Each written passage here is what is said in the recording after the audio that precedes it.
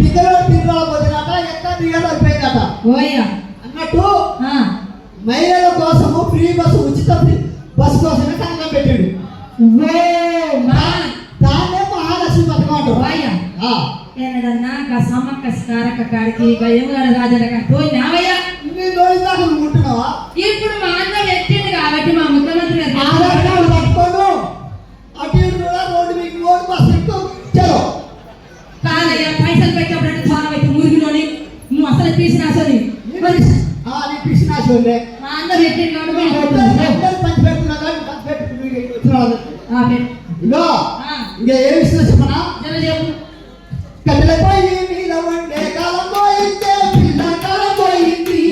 కట్టెలపోయి మీద వండే కాలం పోయిందే పిల్ల కాలం పోయింది.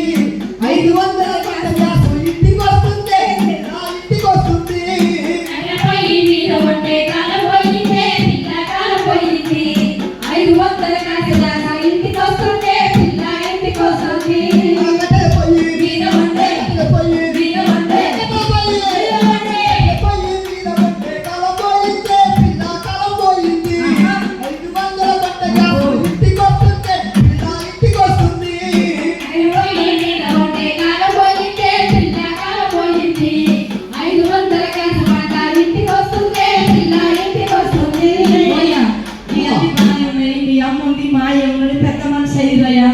మరి గసవటి వాళ్ళకి ఏమన్నా పెన్షన్ ఇస్తుందా? ఆ మాయకు పెన్షన్ ఇచ్చి ఆదుకుంటుందా బాబా? ఆదుకుంటుందా? ఆదుకుంటా సరుకాలు కట్టుకుంటామో అమ్మాయిలకు పెన్షన్ ఇచ్చి ఆదుకుంటుందా బాబా? ఆదుకుంటుందా? ఆదుకుంటా ప్రభుత్వానికి అండకుంటాము బాబా తోడుకుంటాము. అమ్మాయిలకు పెన్షన్ ఇచ్చి అమ్మాయిలకు పెన్షన్ ఇచ్చి అమ్మాయిలకు పెన్షన్ ఇచ్చి అమ్మాయిలకు పెన్షన్ ఇచ్చి ఆదుకుంటుందా బాబా? ఆదుకుంటుందా? ఆదుకున్న సరుకాలు కండకుందామో మనము తోడుకుందామో. అమ్మాయిలకు పెన్షన్ ఇచ్చి ఆదుకుంటుందా బాబా? ఆదుకుంటుందా?